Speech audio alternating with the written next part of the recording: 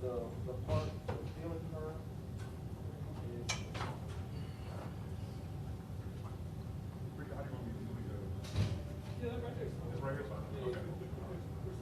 Yeah, I was answering because I don't know what you're saying. I was getting coming off and I don't want to break it, so I just wanted to check to make sure I'm doing it.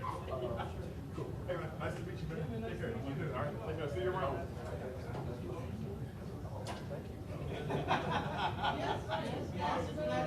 The answer is yes, and you did good. Good answer. She's great audience. Yes. Was it downtown? Yes. There's something else coming up in October. October 12th. Yeah, October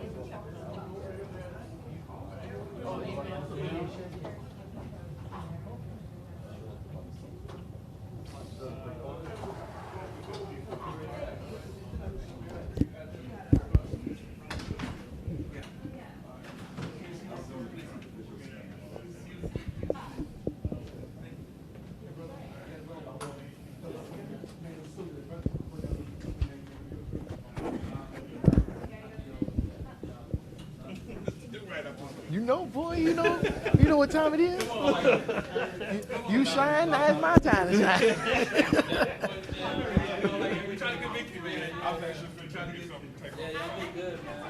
Just hand you the mic, you already know what to do with it. You want to get in here? Construction worker? Who you want to get? Huh? I guess I get in the middle, huh? You don't have to You know, since you got a little body now, you want to act. You want to act like, you know what I'm saying? I like the bigger him. You know what I'm saying? I like the cholesterol, calorie packing Kevin Do Right. You tried to inflate before you came up with, so I'm whenever y'all want to. No, I'm trying to thin out some more. I'm trying to. You guys need to eat healthier. That's how you want to talk. Y'all fat. Yeah, Look, I was walking around with a keg for the longest. you know what I'm saying? All right. So, they saw all of that just to let y'all know that we've been live. So, hey, Kevin Stewart, Mr. Durant, if you didn't know, we are live here in Austin, Texas at the Master Manhood Conference. And we would like to interview some people today. We're not interviewing he's just standing here just to keep us here and help us with moral Call me support. him, okay? Not he. Him. It always helps to have a professional available and nearby at all times.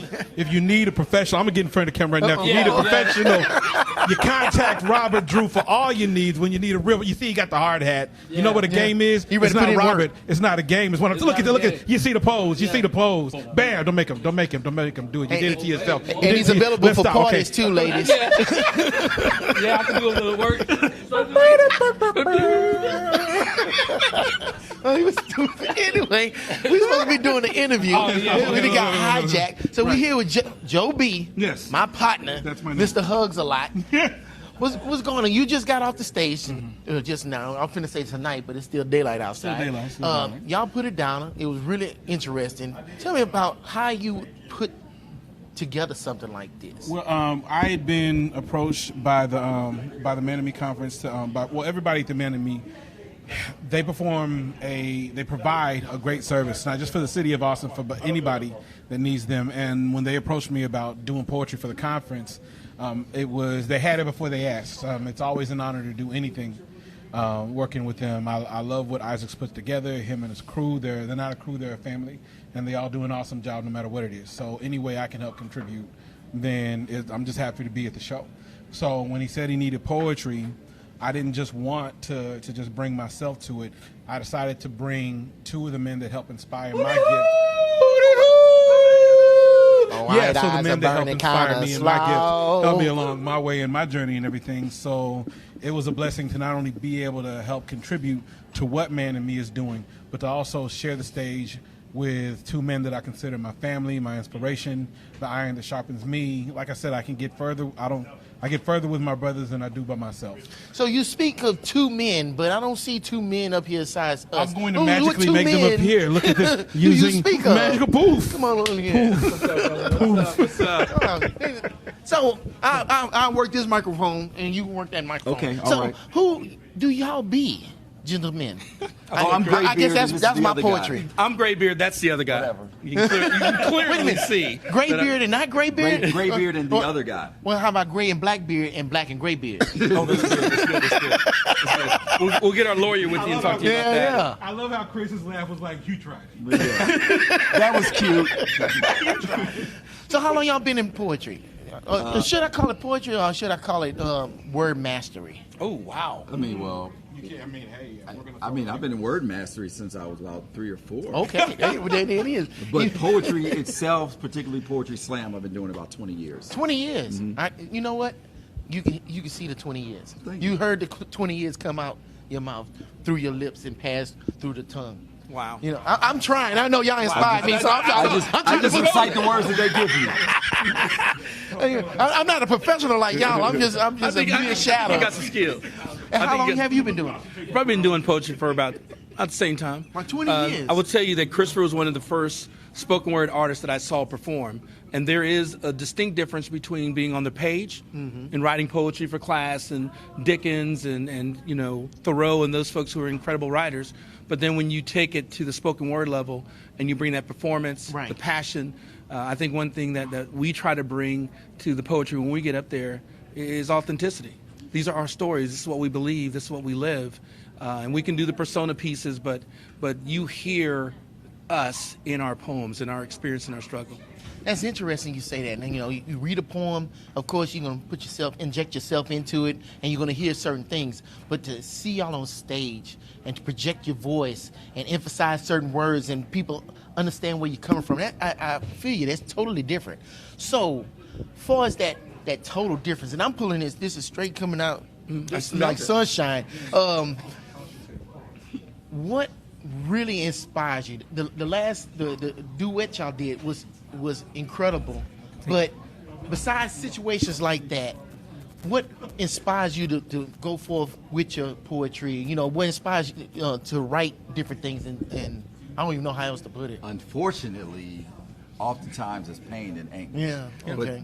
But so I can create a distinction, I don't always consider myself a poet. I'm an entertainer. Okay. And I'm a creative, and then poetry just happens to be the vehicle that I was good at for relaying that. I try to write entertaining things or tell other stories, but no matter what I do, something else in life creeps into what I'm writing. Yeah. Okay. So I tried to write a poem about zombies. It turned into a political poem. I was writing a poem about somebody's bad breath. It turns into a political poem with some consciousness stuff. So I mean, half the time it's the poetry ghostwriting. I'm just. So you basically describe to the fates, basically. Yeah. That poem's in us. The poem's Yeah. in us, and it's every experience we have. Something I got to say about that Chris saves lives.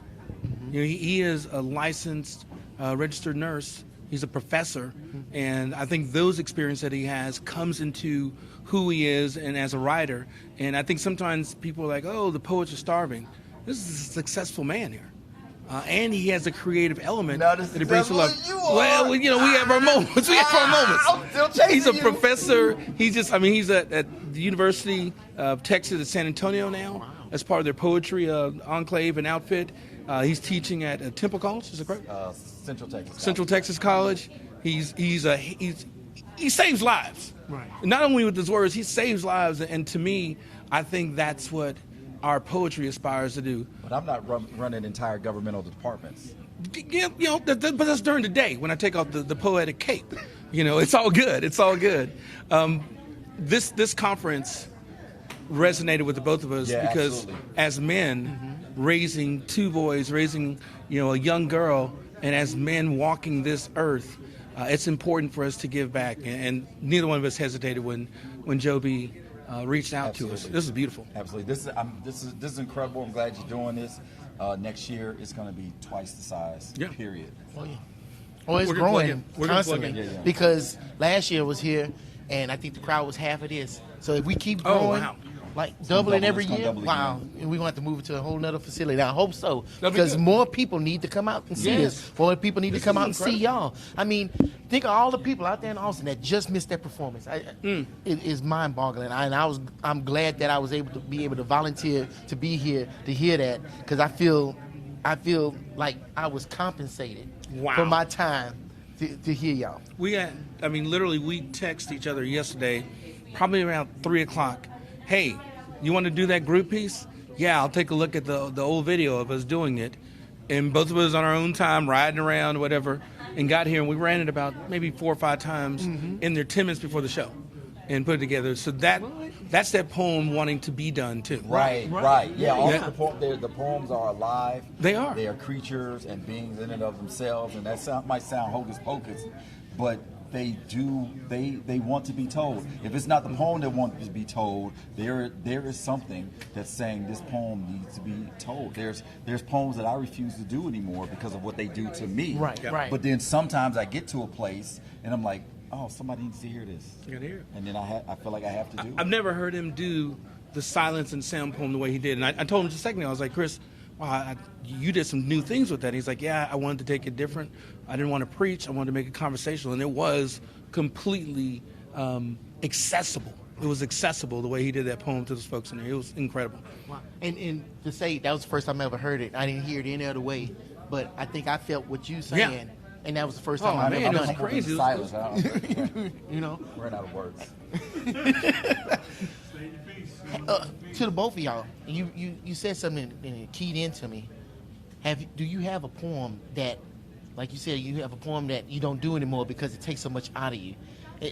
That poem, does it wrench so much out of you to where you just have to bury it and just leave it where it lies because you can't do it anymore? I have a poem called 3 Straws, and it's about dealing with PTSD from the military. Okay. And I did the poem multiple times. I get on stage, I cry, I wrote it, I cried when I was writing it.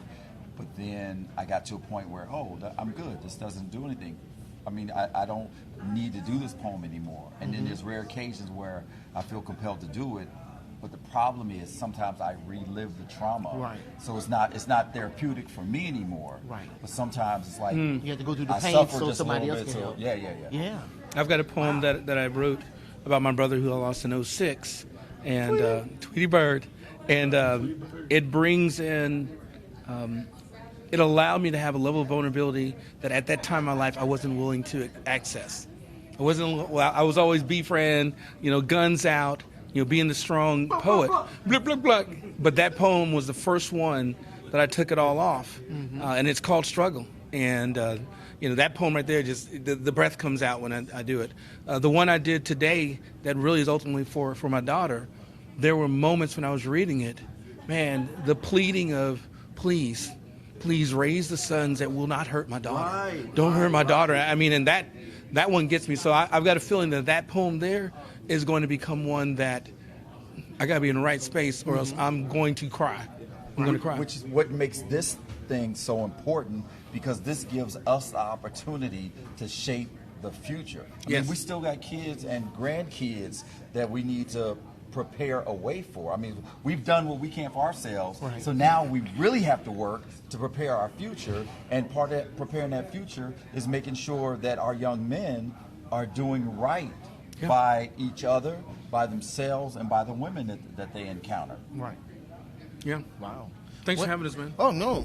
I appreciate y'all. Last question now. Last question. Sorry. I know you want to go. No, I know okay. they had food in there. So Yeah, we can get anything. Oh, that's why he's trying We to don't get out of eat here. before we perform. Well, that makes sense. Yeah, it's that too makes much. sense. I ate, so you You guys need excuse the me if mic. I fall These apart. poets I'm competing with. Start spitting on the mic. And it's got food on it. So, Where can the people find y'all so they can partake of the food that y'all deliver? Okay, so and this is where I'm hanging out mostly. So you Okay. can, so Austin Poetry Slam every Tuesday at the Native Hostel here in Austin. You can find me at Mr. Michael 310, MrMichael 310, or MrMichael310.com or 310brownstreet.com. I'm a publisher as well, so there's a plethora of artists on my page that we. Yeah, if you publish follow that do him, you're going to incredible follow work. where the poetry's at. Yeah, It's going to lead you. Yeah, and Austin Right. Poetry Slam is where I've been trying to do my stuff a little bit and get back in there because I'm the old man. He's not as old as I am. I'm the old man in poetry, just grandpa-ish. I walk up to the mic. I got front row parking. When I sit When there. you're not there, I'm the old man. I know, and it is funny. All right. Well, I think that's a wrap. Thanks so Well, much, I brother. appreciate y'all coming out. Thank I you, appreciate y'all putting Thank it you, down. brother. Appreciate it. And I hope to see y'all again. All right. Maybe Hootie come hoo. through and bless the studio one day. We will, man. All right. Oh man, that's never. Joe. And That's my family. man, that's some good stuff right there. Oh, yeah. So I think that's gonna be it for right now. Unless you have anything else you want to talk about. I was gonna say that's basically it for me. As far as my stuff is concerned, just Google Element 615. Just Google that, and pretty much all of my stuff will come up in the search results. I'm available. My album is available on all major streaming platforms: Tidal, iTunes, all of that. And yeah, that's basically it. Just y'all. Thank y'all for watching, and thank you for supporting. Man, I don't know what else to do but to support, man. Here I am. All right, y'all. So Kevin Stewart, Mr. Do Right, thank y'all for checking us out. Look, hang with us. We're going to be back. We're going to do more interviews. This thing is not over with yet. You know, we on CP time, so we started late, so we're going to be here for a hot minute. We ain't late. We early for tomorrow. Yep, you know what? That's what we are. We early for tomorrow. All right, so hang with us. I'm going to turn this thing on, and when you see it come back on, you need to jump in. Oh, wait a minute. Hey, I hate to interrupt. Go on. You know what I'm saying? But Joe B is the best poet I ever seen. You know what I'm saying? Out of everybody, I don't need to interrupt, though. You know what I'm saying? I just came to the man conference just to see Joe B. You know what I'm saying? Hold on. There it is. No, it's out of focus. It's out of focus. If we went at ACC, I would have had some Hennessy drinking that too to come up. Hey, y'all need to come out, see, man. We have fun and everything, man. Everything. It's about unity. We're having a great time. And above all, follow The Man in Me on Facebook. Go to their website. Support everything that they do. What they do is necessary. It is important to the community. It is vital. People without people aren't people. We get further with our brothers than we do by ourselves. And yeah, that's it. manandme.com. Man, these interviews do themselves, man. They don't even have to do no. Hold on, I forgot something. Let me get up.